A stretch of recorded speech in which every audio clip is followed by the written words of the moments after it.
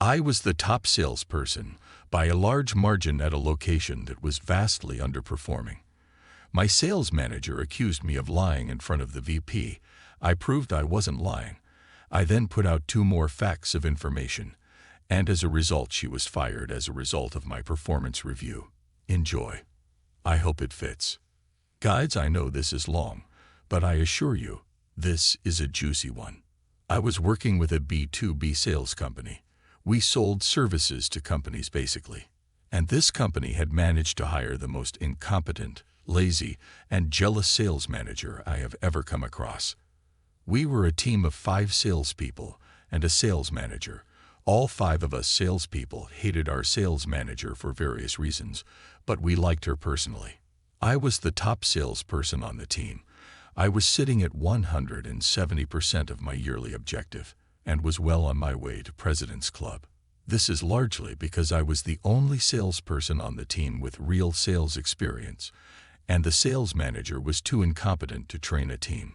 So my VP came down for our yearly performance reviews, and I was called in first. It was my VP and Mrs. B, short for bitch. I was expecting a positive performance review. Right off the bat, Mrs. B hits me with, "Sting, you know our location hasn't been performing at objective for a number of years, and we suspect this is because salespeople are misrepresenting their daily work." I'm taken back. "Sting, I don't think you are actually doing what you say you are doing in your CRM. This is something that could get you fired." I looked at Mrs. B and I said, "Really?" She said, "Yeah." I hit her back with, "I'm shocked you decided to go this route." Mrs. B, with a confident smile, said, "We gotta do what it takes to get this location on objective." I said, "All right, let's play a game. Mrs. B, pick a day, any day in the CRM, and let me prove to you that I went to all my appointments and did all my stops as recorded." "Well, Sting, I'm not saying you never go in the field. I just think some days you stay at home and put in BS notes in the CRM." I said, "Mrs. B, pick a day, any day. Pick a day you think I lied about my sales activities." So Mrs. B picks a day. Now I'm smiling ear to ear, and I'm fucking heated right now. I notice the VP is smiling at me, and his head is slanted to one side. I suspected he knew Mrs. B was about to get absolutely fucking owned. And he was right. So she gives me the day, and I turn to the VP. "Mr. VP, are you aware of how Android phones work?" VP responds, "Enlighten me." I said, "By default, Android has location services turned on, and in fact Google will track where you went and when. Naturally, I carry my phone everywhere, so let's compare what Google says I did that day to what my CRM says." So I pull up my Google location services for that day, and surprise, surprise, is a match. Mrs. B is obviously very concerned at this point. I said, "I'm actually quite enjoying this performance review. Let's pick another day, Mrs. B." Mrs. B fires back, "We don't need to do that." I turn to the VP. "Mr. VP, would you mind picking a day?" He says, "Sure, what about XYZ?" He pulls up my CRM. I pull my location services for that day. Guess what? It's a match. I then get ready to pull out the big guns. "Mr. VP, do you remember company XYZ with a contract value of excess of $1 million that we lost recently?" "Yes, Sting, I remember. Apparently our competitor won them over on price. We can't win them all." "Mr. VP, here is an email from their VP basically stating that they've decided not to go with us for our failure to provide 3 samples for them to decide on which product worked best for them." "Sting, can you forward that to me?" "Sure, not a problem, Mr. VP." Forward it over. "Mr. VP, well, I'm at this. Let me forward you over several email chains before this where I clearly asked Mrs. B to order those samples. In fact, in those very same email chains, she confirmed that had in fact ordered the sample. He asked me to forward those emails to him, so I did. Now, Mr. VP, I had our service department look to see if any orders had been placed for those samples. No orders were actually placed." He said, "I'm going look into this." Mrs. B is fucking sweating motherfucking bullets at this point. My performance review has just turned into her performance review, and shit's not going right. Mr. VP, I have one more thing I'd like to bring to your attention. Do you mind if I step outside for a minute so I can show you? He said, sure. I need to have a talk with Mrs. B anyway. Now, I need to mention that several years prior to this, a general manager at another location raped a woman. The company was sued and lost a lot of money because of this. Since this incident, the company put in a very clear-cut policy: no sexual relations between management and people who work for them. It's immediate termination for the manager. Now another sales consultant in the office was named Joe. Joe was a married man with 2 beautiful kids, and Mrs. B had the hots for him. She tried to have sex with him multiple times, twice on text. Joe and I had talked about if he should report this transgression. I walked into the sales office and said, Joe, I think it's time we get a new sales manager. You got those texts? He looks at me and goes, is today going to be the day? I said, today is going to be the day. All the sales staff knew what was going on. The mood in the office was lifted. Joe and I began walking back to the conference room when the location manager, who was not a part of the performance review, saw Joe and I. He asked, what's going on? And Joe said, you're going to need to hire a new sales manager soon. Location manager was confused. He said he's coming into the meeting. We said fine. I knocked on the door. Mr. VP said come on, and so I did. There we stood, Joe, myself, and the location manager. Mrs. B knew exactly what was about to happen. We all took our seats, and I asked the VP, Mr. VP, I just want to clarify a company policy. Sure. Is it true that if a manager tried to engage in a sexual relationship with a direct report that it's immediate termination for that manager? Mr. VP sits up straight, takes a moment, and goes, yes. If something like that came to my attention, my hands would be tied. I'd have to fire the manager. I said, well, Joe has something he wants to show you. Mrs. B got up and walked out of the conference room. She was about to cry, you could tell. Her world, her career had just completely wrecked, and I don't think she wanted to be around for the end. Joe went on to tell the VP how he's a happily married man with 2 beautiful kids, and Mrs. B kept hitting on him. In fact, she had sent him numerous sexual texts, and on 2 occasions openly invited him to come have sex with her, once in the office and once at his home, even after he had made it clear he wasn't going to have sex with her. Mr. VP asked to see the texts, and Joe provided them. The VP asked him to screenshot those and email those over. Joe said he would. Then the VP said, I'm going to need both of you to go back to the sales office, the location manager, and I have some talking to do. We walked back into the sales office. I noticed the sales manager office had looked cleaned out. Apparently, Mrs. B was bawling. She was a wreck and crying, and said she was going home. Joe laughed and said, yeah, she won't be coming back. It was about 20 to 25 minutes when the VP came into the sales office and asked me to come to the conference room again, so I did. I sat down, and the VP said, well, I would like to inform you that Mrs. B has been terminated effectively immediately. With this being said, after your performance review and looking over your numbers, you are our top sales rep in this location and deserve nothing short of stellar remarks on your review, and you'll be getting that. I said, thank you. I do have one question. He said, sure, anything. How do I apply for new sales manager job that just opened up? Mr. VP laughed and said, you sure do you like to strike while the iron is hot, don't you? I said I do. He said he would let the location manager know, and I'd be able to put in my application. I thanked him, and he said, no, thank you. In my 35 years of being in sales and sales management, that was by far the most interesting performance review I have ever witnessed. I did not end up getting promoted. I ended up quitting shortly after this.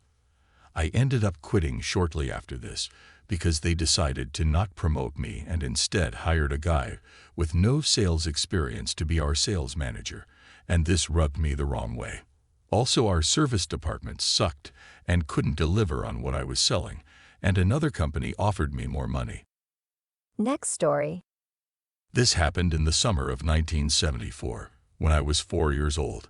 When I was a kid, we had a next-door neighbor who was a total megavitch.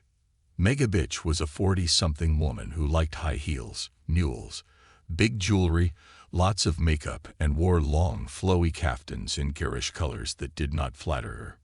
She had a big perm, remember, it's the 70s, a huge ass, and was notorious in our neighborhood for being an entitled twat.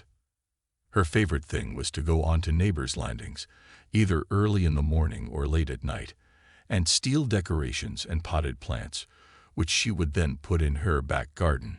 She once even dug up someone's small tree out of their front yard because, according to the neighbor, she felt it would look better in her garden. Total bitch. For the most part, she left my family alone. My family has a take no shit rep in the neighborhood, and she knew it. Only glare at me and my sibs when we played outside. She hated kids. Sadly, that didn't last. One day one of my sisters got badly sliced by a long nail when she went to pick flowers off the passion flower vine on the fence. Important later. Turned out Megabitch had hammered dozens of long nails into our fence so she could hang potted plants she'd most likely stolen. The leaves on the vine had hidden them. Until my sister got sliced, she had to get a tetanus shot, which made her sick all day. Mom was pissed, so she went out and actually spent the rest of the day hammering each and every nail back out through the fence and back into Megabitch's garden, causing many of the pots to fall and break. This is probably why she did what she did. About a month later, my mom goes into our kitchen and sees a man in our yard. She goes out and asked, "WTF are you doing?" Guy tells her he was a gardener and had been hired to get rid of the vine on the fence. Mom asked him who had hired him to do this. The owner of the fence, he told her, and gestured to Megabitch's house. Mom told him, calmly, since none of this was his fault, that it wasn't Megabitch's fence, and she was the owner. The poor guy was horrified. However, the damage was done. He'd already cut into the hardwood and roots, and now our vine was dead. After the poor guy left, Megabitch stiffed him. We found out later. Mom went to Megabitch's house and confronted her. That bitch didn't even deny it. Just laughed in my mom's face and said, "I did it. So watch it. It's not like you can do anything about it." Then sauntered back into her house. She just messed with the wrong family. 2 days later, Megabitch went on a 2-week vacation with her husband, an asshole, to Cabo. Revenge time. The day she left, my older siblings, along with a family friend, decided Megabitch's back garden needed improvements. So they climbed the fence, went into her garden, dug up all the pretty flowers and small trees, carted them out, along with the stolen decorations, and replaced them with high pollen weeds, quick-growing ivy, and lots of poison oak and poison ivy that they'd carefully dug up from a nearby state park. I was too young to help, sadly. We then temporarily moved our 3 dogs into our backyard. Neighbor was afraid of them, despite the fact they were 2 Pomeranians and a small mutt. We also had a 9-foot fence, which was too high for her or her husband's fat asses to climb. So we knew our garden would be safe from her. My family excitedly waited. When Megabitch got back and saw her new and improved garden, she threw the biggest, most epic tantrum and meltdown we'd ever seen. It was spectacular. A whole class of sugared up, pissed off preschoolers couldn't have thrown a bigger tantrum. From the top of the fence, we all watched. Dad took the day off to see the freak out as he pitted, as Megabitch screamed and ranted, pulled her hair, kicked the weeds, and threw anything she could get her hands on, all the while cussing and screeching like she was getting a chili powder enema. Then she spotted all of us watching her. She yelled and cursed at all us, laughing. Kids, coming to the correct conclusion we had done this to her precious garden. By this time, all the surrounding neighbors were also watching, but she of course zeroed in on us. Megabitch then stormed over to our house and banged on our door until Mom opened the door. Dad let her deal with it, as he was still laughing his ass off. Megabitch then DEM my family to not only pull all those UGLI plants out, and to, of course, pay for new ones and plant them. And to do it now, right now. Our mom just looked at her, yawned, told her she had zero proof. It was her kid who'd done it. Mom knew. Even sat and watched with me as my siblings did it, laughing the whole time. I think at one point my dad even helped. Mom then reminded her she had stolen dozens of plants from the neighbors, had been caught blatantly stealing from their front gardens, yet was surprised that SOMEON had retaliated. Mom laughed, told her to fuck off, and went back inside. She ranted at us through the door for about an hour, till her voice, blessedly, gave out, then stomped back to her house. She avoided us from then on, and would give a death glare to my mom whoever she saw her. Mom would just smile, give her the finger, and go about her business. She was intimidated by my dad and wouldn't do anything when he was around. But Dad worked a lot, so wasn't there most of the time. We donated most of the dug-up plants to neighbors she'd stolen from and returned the stolen ornaments and decorations to their rightful owners, if we found them, but kept 2 rose bushes, which we planted by our back gate, a ceramic hearth cat, which I still have, and a glass and metal some god decoration nobody claimed. Megabitch never did get rid of all the weeds and didn't realize it was poison oak she was pulling, barehanded, until she and her husband got horrible rashes over 1/3 of their bodies and, I was told, in some very unfortunate places. Asterisk edit. Some people have been asking why my mom didn't use Megabitch's words. I did it, so what het? It's not like you can do anything about it. Then slammed the door in her face. She thought about saying that, but she was smart enough to never admit to any alleged wrongdoing. Not that anyone else in the neighborhood fought getting their stolen stuff back from the neighborhood. Ashel EP was ONG. And B, by not admitting to anything made Megabitch much more subdued and paranoid, on the off chance it actually wasn't us, and made her more leery of all her neighbors. Made life in the neighborhood better in the long term, since from then on, no plants or decorations were ever stolen again. Next story. So let me preface this by saying I do feel somewhat bad about the events that transpired, but it would be eating my conscience to say I didn't do it on purpose, because I did. I started my first full-time job when I was 20, fresh off college and ready to take on the world. I resided in a Middle Eastern country, where people got brought in frequently by employers, and one mistake could cost them everything. I was outside this, because I was a resident of the place despite not being from there. Anyways, when I first started, I got along very well with my coworker despite the fact that he came off as a lot of bad things for me. We tried hanging out, but the more I got to know him, the more disgusted I became. He was sexist, a purist of his religion, where he believes execution of certain people should be allowed, and he was extremely homophobic. But nonetheless, I tried making friends with him, because I was open to anything. In our office, we have a portable Wi-Fi that he took with him every day, free internet, and I never commented on this because I have my own. I can afford it, and so can he. More on this later. The closer I got to him, the more he opened up, but in the worst ways. He would send me lewd images while we're in the office of women, talk about drug use, and sometimes disappear from work for hours on end while I manned the office. Like I said, I was 20. I was still young and naive, and I tried my best to seem calm and friendly. I wanted to make an impression. This man, however, was the opposite. He was several years older than me, and acted like he was above me through every step.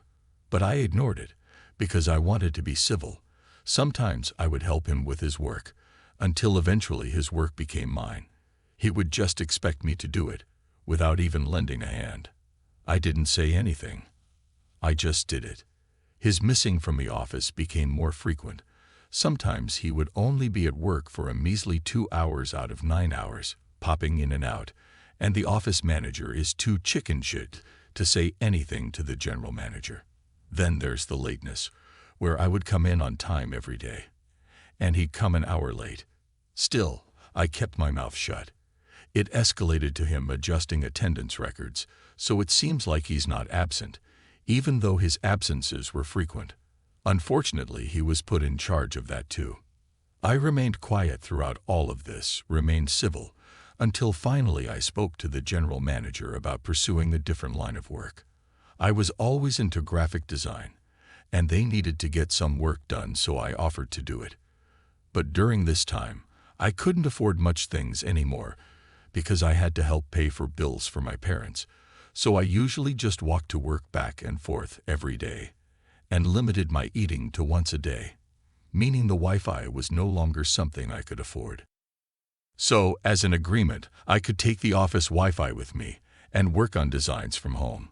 However, my coworker didn't agree to this and pretty much attacked me with a barrage of insults.